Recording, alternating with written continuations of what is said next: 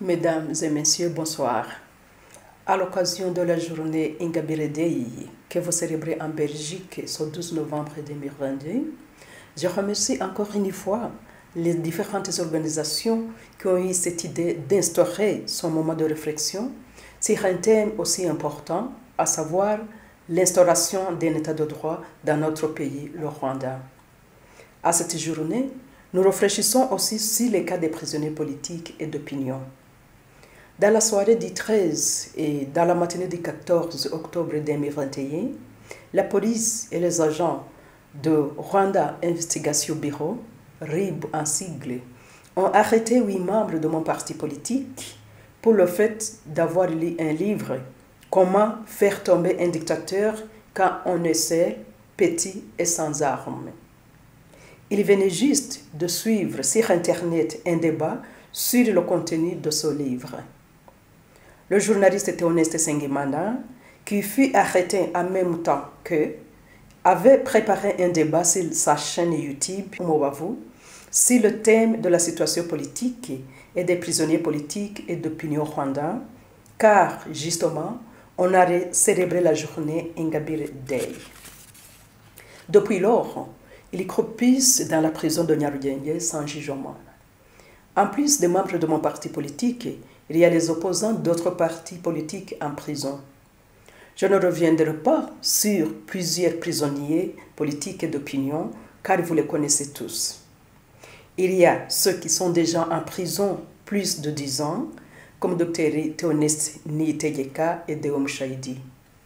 Il y a ceux qui ont tenté de former un parti politique, comme Dr Kayumba, qui vient de passer plus d'une année en prison sans jugement. Les journalistes indépendants ou les youtubeurs n'ont pas la tâche facile non plus. Certains d'entre eux sont aujourd'hui en prison, comme Choma Hassani et Karasira Aimable, et j'en passe. Entre octobre 2018 et septembre 2019, 2 membres de mon ancien parti politique FDI Inhingi ont disparu et 2 autres ont été assassinés. Depuis juin 2020, mon proche assistant est porté disparu. Mon parti et moi personnellement avons une pensée spéciale pour eux aujourd'hui. Tout au long de l'histoire du Rwanda, l'obtention et le maintien du pouvoir politique ont été obtenus par la violence. Ainsi, la gestion sociale, politique et économique au Rwanda a toujours été enracinée dans la violence structurée. La cause profonde de ces violences est que les dirigeants successifs n'ont pas mis en place un système politique qui permet aux Rwandais d'arriver à un consensus sur un certain nombre de valeurs et d'objectifs communs partagés par tous les citoyens. La persécution politique et les violations des droits de l'homme sont donc monnaie courante au Rwanda et celles-ci dissuadent les opposants politiques en exil de rentrer chez eux. Quiconque ose critiquer les politiques du gouvernement est persécuté et qualifié d'ennemi de l'État ayant l'intention de déstabiliser le Rwanda.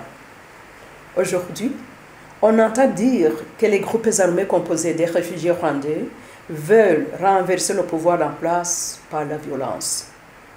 Cette situation présente une source de tension constante entre le Rwanda et ses voisins qui ont accueilli ces réfugiés. Cette impasse contribue sans doute à l'instabilité de la région des Grands Lacs en Afrique, surtout à l'est de la RDC. Aujourd'hui, où nous réfléchissons sur le sort des prisonniers politiques et d'opinion rwandais, les maisons, ou plutôt je dirais, les cases chez nos voisins dans l'est de la RDC brûlent. Le feu couve entre notre pays, le Rwanda, et la RDC. Et cette situation nous interpelle tous.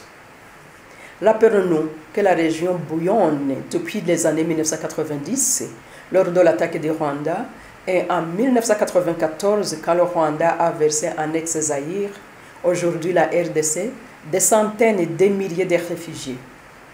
Depuis lors, le Rwanda constitue le principal foyer de l'incendie qui ravage actuellement la région, puisque les autorités rwandaises disent poursuivre ceux qu'elles appellent les forces négatives. D'après les rapports des organisations de défense des droits humains et autres, ces conflits cycliques ont déjà occasionné la mort de plus de 6 millions de personnes, ce qui est plus que la population de Scotland aujourd'hui. Les violences sexuelles faites aux femmes et aux enfants en RDC ont atteint un niveau où en 2010, l'envoyé spécial de l'ONU pour les violences faites aux femmes et aux enfants en zone de conflit a baptisé la RDC la capitale mondiale du viol. Aucun jour qui passe sans qu'on entende parler des cas de viol en RDC, surtout dans la partie de l'Est de ce pays. Tout le monde parle de ces crimes, mais aucune institution internationale, aucun de ces pays qui se déclarent champions des droits de l'homme et de démocratie ne manifeste la volonté de mettre fin à l'impunité qui sévit dans la région et qui est une des sources de l'instabilité pour toute la région des Grands Lacs d'Afrique. À ce moment, les violents combats se déroulent dans l'est de la RDC, notamment entre l'armée congolaise et le M23, et ces combats ont déjà provoqué des déplacements massifs de la population. Aujourd'hui, la communauté internationale qui exhorte le gouvernement de la RDC à résoudre les problèmes sociaux, économiques et politiques internes qui l'opposent à ses opposants armés par un dialogue intercongolais, doit aussi exiger la même chose au gouvernement rwandais. Il nous faut un dialogue inter-rwandais hautement inclusif pour stabiliser une fois pour toutes la région des Grands Lacs africains. La présence des groupes d'opposition rwandaises armés et non armés dans l'est de la RDC et dans d'autres pays voisins du Rwanda, dont l'intention est de renverser le pouvoir rwandais, montre que, sans résoudre les problèmes socio-économiques et politiques dans les deux pays, la paix ne prévaudra pas dans l'est de la RDC. La recherche des solutions à ces sujets importants devrait être réalisée aussi bien la RDC que le Rwanda en engageant leurs citoyens à travers la tenue d'un dialogue national hautement inclusif. Cela renforcerait également la bonne gouvernance basée sur le respect des droits de l'homme, l'état de droit et le respect des valeurs démocratiques dans les deux pays. Ainsi, la stabilité sera trouvée pour tous les États membres de la région des Grands Lacs d'Afrique. Réveillons-nous donc et travaillons ensemble pour la paix et la stabilité durable en RDC et au Rwanda. Je vous remercie et que Dieu vous bénisse.